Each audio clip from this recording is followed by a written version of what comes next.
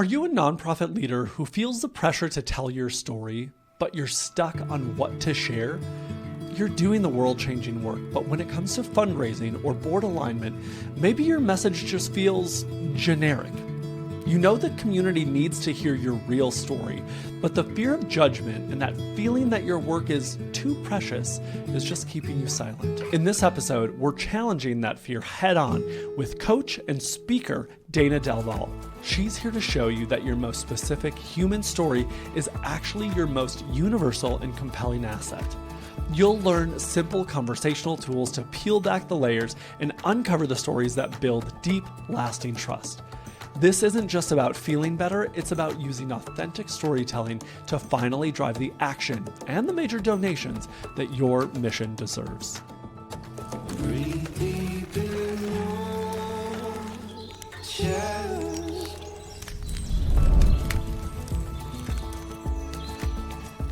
Dayna Del Val, welcome to Tell the Podcast. Thanks, Max. I'm thrilled to be here. Oh, I'm so excited you're here. Dayna, you and I have known of each other for like probably 10 years, right? About as long as Tellwell's been around. I think longer because you were working at another company when you were very young. I feel like I've known you since almost right out of college. Probably like Myriad Yes. Mobile, right? Yes. Yeah, back in those days. Wow. Yeah. Okay, yes, because the Arts Partnership did their... We did the Artworks. art marathon and Marathon. artworks. Yep. Yes, that's right. Oh, wild. Okay, so we've known each other even longer. A long time. Which is great. I would say we've recently rekindled, We have. reconnected Yep. in the last year or so. And that's been really, really fun. But for folks who don't know who you are, who is Dayna?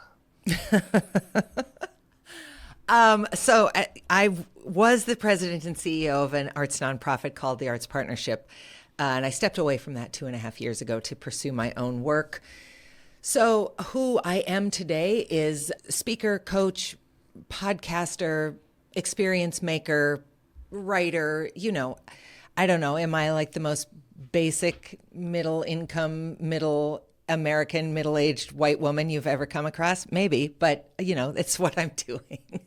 No, you're not. Am I the most famous? No, Well, absolutely I mean, not. don't you you wouldn't think- be on the podcast if you were. Thank you. I appreciate that I made that cut. But don't you feel like a lot of privileged white women are like, you know, I just feel like I've given and given, and it's just time to really share. And I am doing some of that, but that kind of makes me gag a little. You know, sometimes I struggle with my own work. Oh, Here's okay. Here's what it is. Okay. Sometimes this work starts to feel really precious, and it's not precious. I think it's important. I think it's been really meaningful for me, for a lot of the people I've worked with, but it is not precious. And if it is for someone else, fantastic. But that's not how I view this work.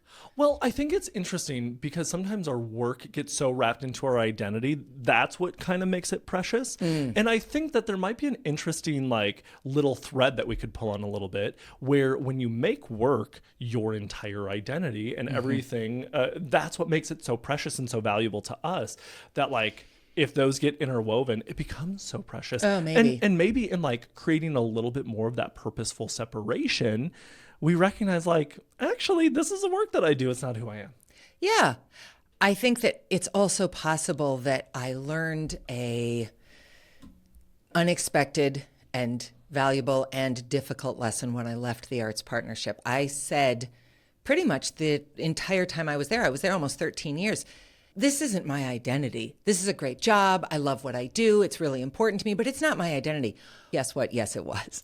And I didn't know that till I stepped away and lost all the relevance that I had worked really hard to gain in the community. So I think I'm trying to be very intentional about don't make this your next baby. Don't make this your life's sole purpose for being alive. I really believe in this work. And if I have to pivot and do something else, if I choose to do that, if nobody ever again wants to do anything with me, I will not shrivel up and die. Yeah. So I appreciate that idea that you presented because I think you're right. That's interesting. And actually, funny enough, didn't even try to lead into like our first big question. But it's really like you've been through a lot of transitions, and you've talked about this transition from the arts partnership and like figuring out identity within there. But I'm curious, could you take us into any of those moments where you really had to reimagine your story and how it ended up shaping the way you either see yourself or present today? I had this fairly high profile position in town, and I was there a long time. So I had great connections. And for lots of reasons, which we don't need to go into, those connections did not really follow me once my title at the Arts Partnership left me. So I wallowed for a bit, and then I thought, well, I got to figure some things out. So I started to build a network in Minneapolis because I thought I can get there. My mom lives there, whatever. And so I was trying to put together some of these Rediscover Your Spark retreats in 2023, early 24 down there. And I had connected with a woman who connected me to her network. And a woman in her network gave me really valuable feedback. She said, I think this seems kind of interesting. I like the direction you're going, but you're talking about it like I'm broken and I need to come to you to get fixed. I'm not broken. I'm incredible. I want to be around other incredible women who push me to be even more incredible. Make that work, and then I'll be interested in that. Ooh. And that was such a game changer for me because I'm also not broken. I think I did create this work a little bit from a place of brokenness. Sure. But as soon as she said that to me, I thought, oh, yeah, I don't need to reach out to your imposter syndrome is paralyzing you. Your insecurity is keeping you from growth. There's a place for people who struggle with that. And I'm not discounting those feelings, but I don't need to be all things to all people. And so it really helped me start to think about, what if I just own this is important work? Even if you think life is great, what does it look like if it's even greater? Fascinating. Do you follow the work of like Debbie Millman at all? I don't know Debbie Millman. Okay. Should I take a note? Debbie Millman is cool. I really like her. I'll share a podcast after this as well. But what's interesting is Debbie Millman is a professor at the College of Visual Arts in New York City. She's been a professor there for like 20 years.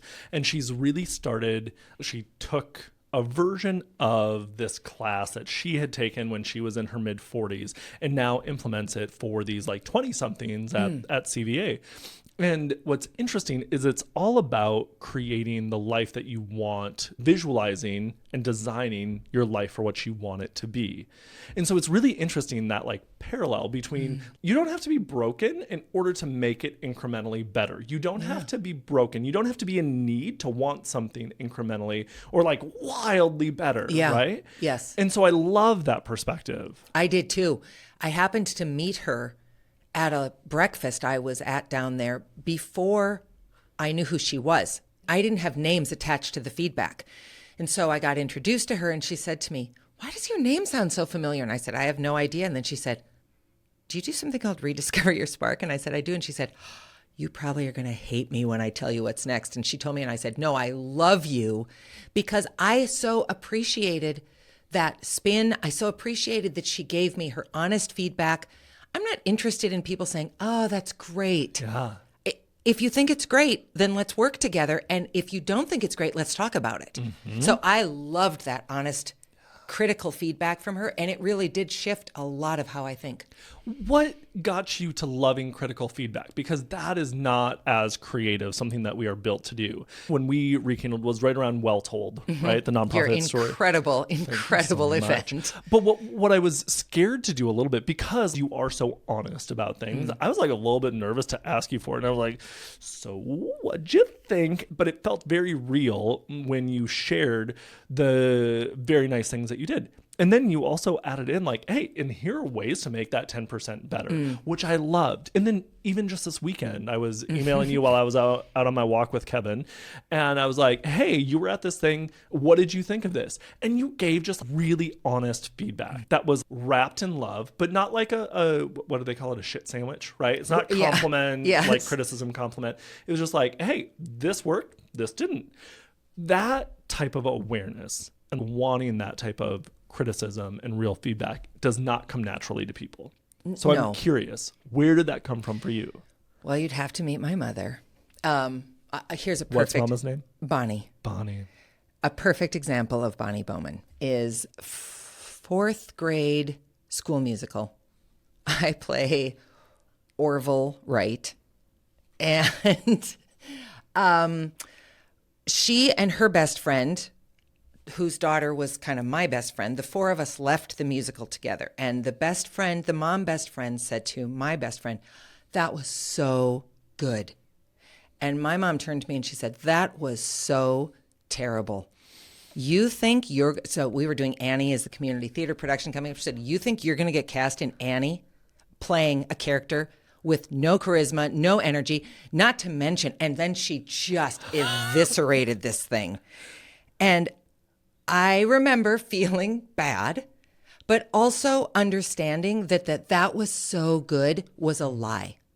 So I have worked to soften the Bonnie Bowman approach. It can be fairly brutal, but I also know that if she tells you it's good, it's because she 100% supports what's good about it.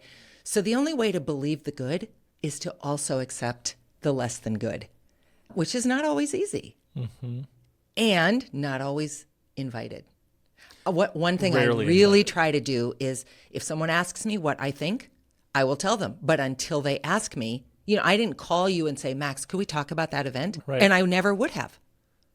But you better believe I got thoughts about everything. Yeah. As does everyone. As does everyone. Yeah. But it is about that invitation. If something is really problematic and I know that they would ultimately want it to be different, I might, depending on who it is, I might reach out. But most things, people don't really want to know. And if you feel good about it, fantastic. Yeah. Just because I didn't like it doesn't mean it was a fail. Yeah. Fascinating. Bonnie, thank you. Appreciate that honesty that you've driven in, and thank you for softening it maybe a little bit. Dayna, a lot of your work is about helping people and about helping people share their real stories. From what you've seen, what holds people back from being honest about their journey? And then how do you help them navigate through that? Shame and fear of judgment. Everybody I know who has walked a really hard path, which is virtually all of us, and either confided in me privately or that I know about it some other way, has been almost paralyzed with the idea of what will people think when they know. I mean, certainly it is, I understand it intimately. When my husband and I decided to go public with his addiction into alcoholism and then climb out in our journey back to this fantastic marriage, that was my thing too. Who else has ever experienced this? I mean, I can honestly remember being in the thick of it and thinking, I can't tell anybody what's going on. No one will understand. I want you to throw a rock within 4 feet of you and you're going to hit somebody who says, "Oh yeah, totally. Total alcoholics in my family." I mean, I don't know anybody who doesn't have someone. But the shame piece is so tremendous. It tricks you into thinking no one will ever understand this. No one will accept me. No one will love me. And they will discover what a terrible human I am or what a broken or whatever. And so we just don't talk about the stuff that's hard because we're sure no one will understand it. And the minute we do it, the onslaught of positive emotions, even if people are judgmental of it, it's so much better to be honest and to just stop hiding from it and stop telling yourself stories about what everybody else is going to say about it than to live with it. I don't know. I don't know what story somebody would have to tell me that would make me turn on them and say, "That is an irredeemable story. There is nothing to be done for you. I hope you burn in hell." Or, whatever. I don't know. But those stories are so easy to make up in our head, right? Yes. And what is the reaction going to be? And I feel like 9.5 times out of 10, the stories that we're telling ourselves about what somebody is going to come back with is so much worse than what reality is. Yes. How do you coach them through that? How do you encourage people to dig into that?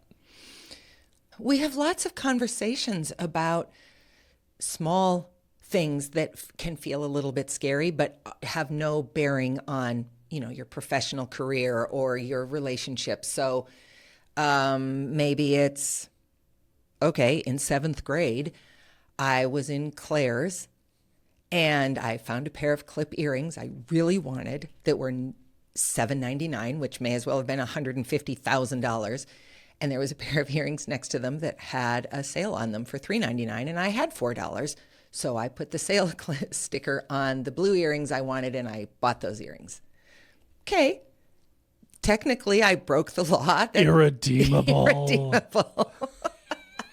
But that's one of those stories you can start with. I mean, it still lives with me. It comes to me very effortlessly. I think about it a fair amount for it. I'm aware of the fact that I made the wrong decision. I have even at times thought, I wonder how I could rectify this. Is this a rectifiable decision?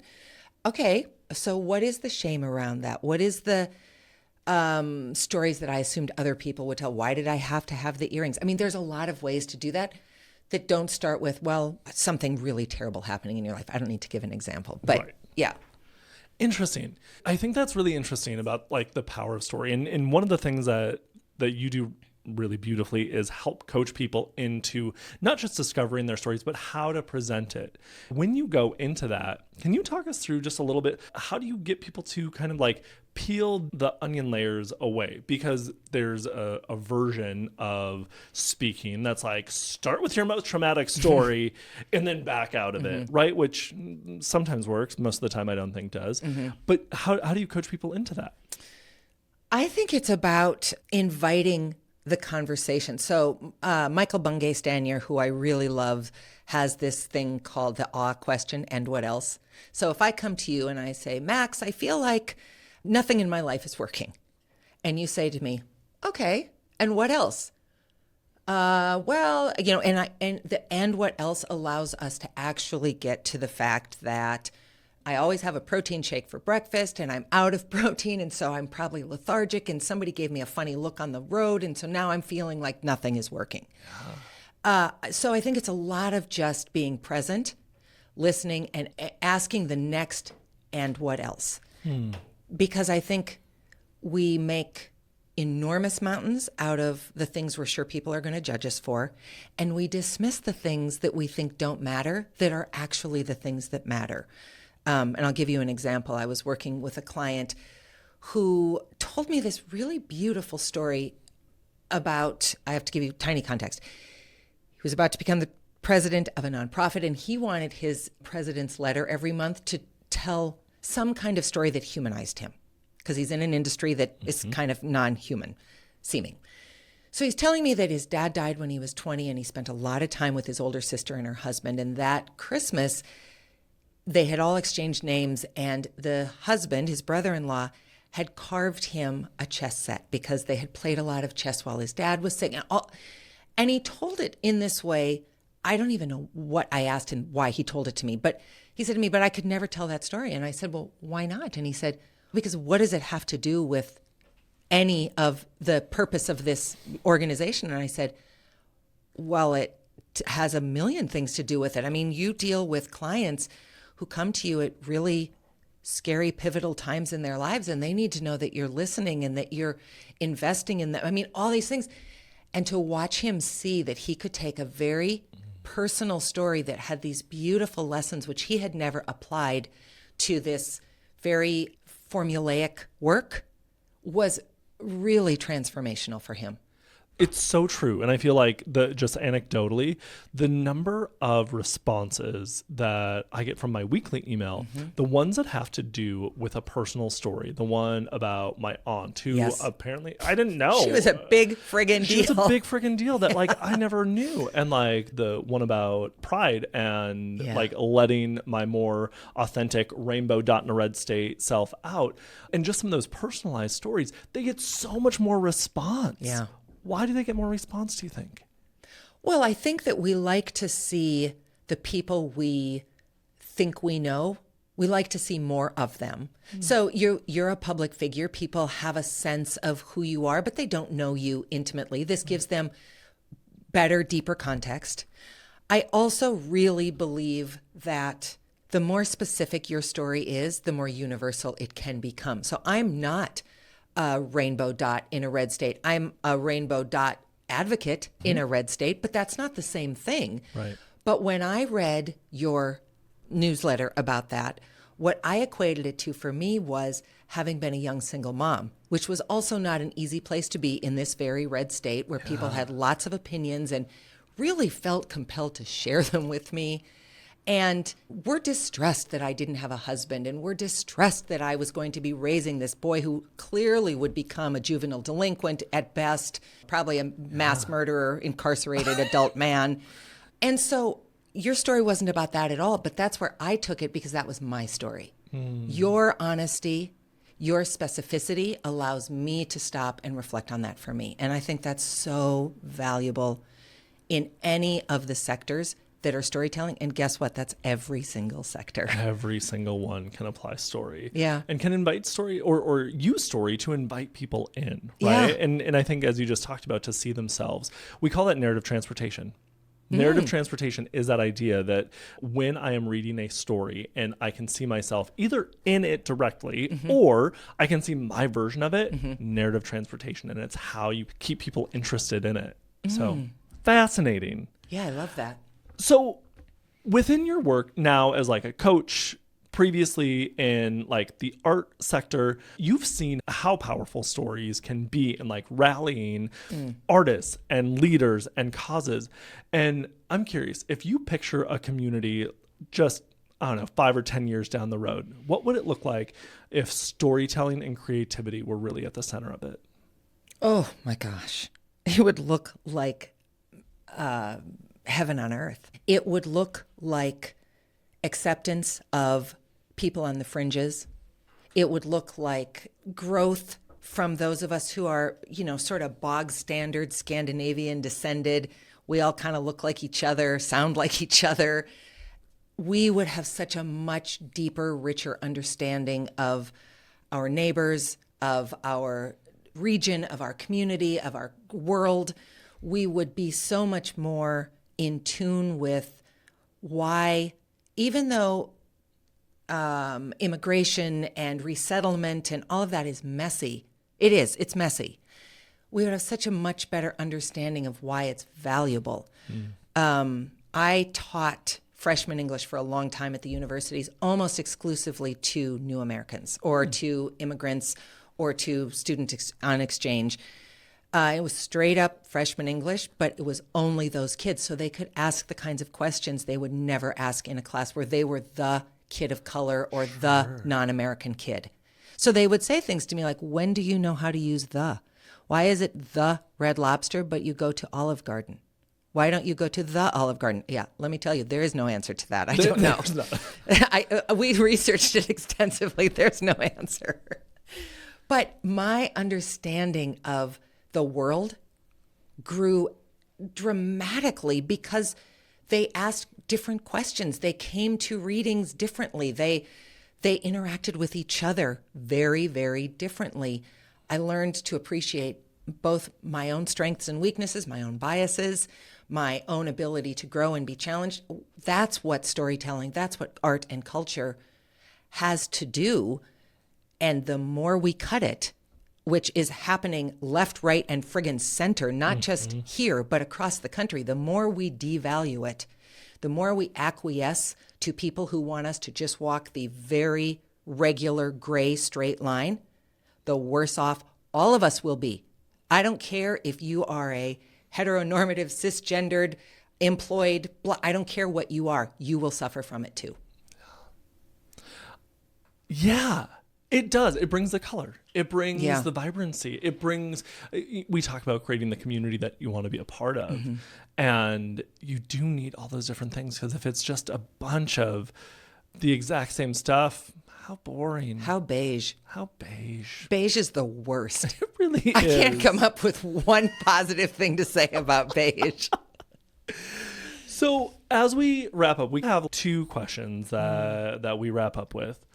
You know, this is a storytelling podcast, and we believe stories truly shape who we are. So I'm curious, what's one story from your life or work that still guides how you show up?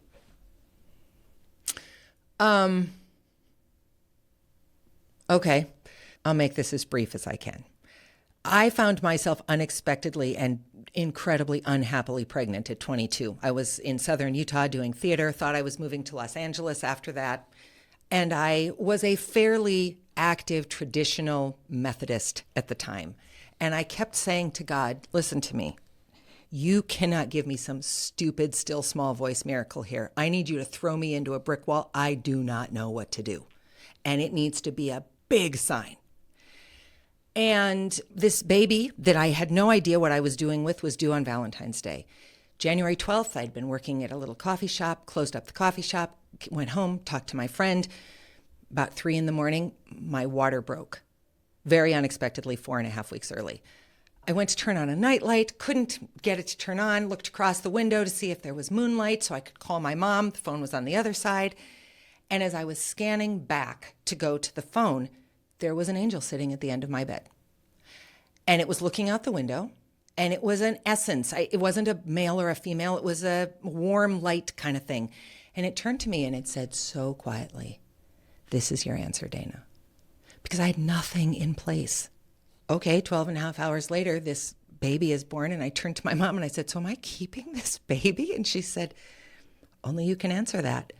And home he came, and he's going to be 30 in January, so it all worked out fine. But the reason I'm telling you that is because most of my life I have operated from a place of, I'm a big, loud presence. I need big, loud signs.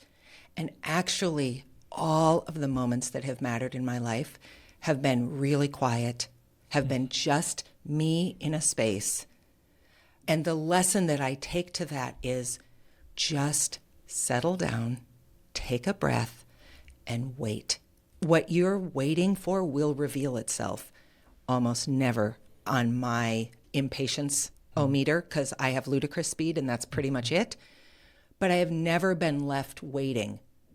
And so I really try to bring that not just to my own desires and my own work, but to when I'm sitting with someone else, I try to just get quiet and give them space and grace to figure out their own quiet answers. Wow. That's incredible. Yeah, it was a remarkable night.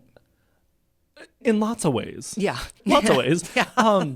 But I think what's interesting, and I'm with you where like, I'm loud, I'm out there, but like the most reflective moments are the ones where you just like sit in quiet. Like it's very common for me to always have headphones in. Mm-hmm. And my therapist once told me, yeah, isn't the scariest moment the moment that you just have to sit with your thoughts? And I'm like, yeah.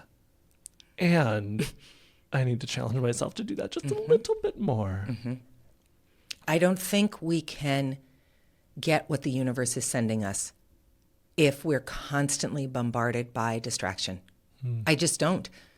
I certainly haven't been able to. So one of the key tenets of my work is to just help people disrupt their day-to-day rhythms and routines, because we go into kind of rote mode, and music's always playing, the TV's always on, there's always something, in part because we've been conditioned to believe we need to be productive every minute. So God forbid you just sit.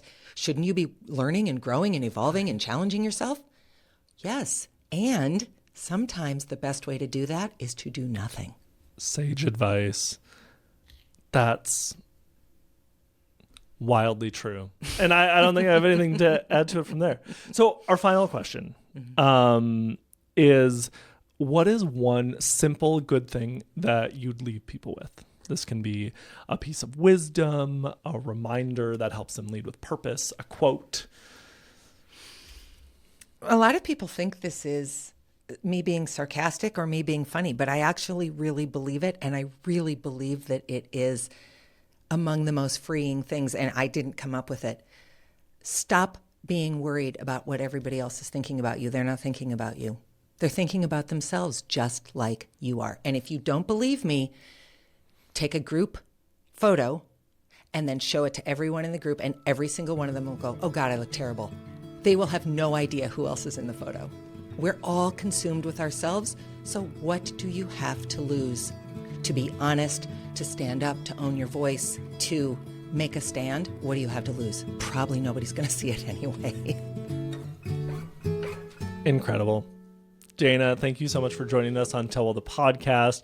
We're so glad that you're here. We're grateful that you're in our orbit, as well as a part of this community that we want to build together. So thanks for being here. Thank you, Max. I feel exactly the same way about you. Thanks for listening to Tell Well the podcast. If you enjoyed this episode, the best way to support the show is to share it with a friend or a colleague who is working to move the needle for their mission. At Tell Well, we believe that your story is your most powerful asset. Whether you're leading a nonprofit, a university foundation, or a community-driven brand, we're here to help you turn that story into action through strategic film, branding, and communications. For more tools to help you lead with clarity, head over to the resources section on our website. We have guides on donor engagement, brand strategy, and our Seasons of Story framework, all available for you to download at wetellwell.com/resources. If you're ready to stop begging for attention and start inviting people into your mission, let's explore what a partnership could look like. You can book a free planning session or a free planning call with our team at wetellwell.com/get started. Until next time, keep telling stories that matter.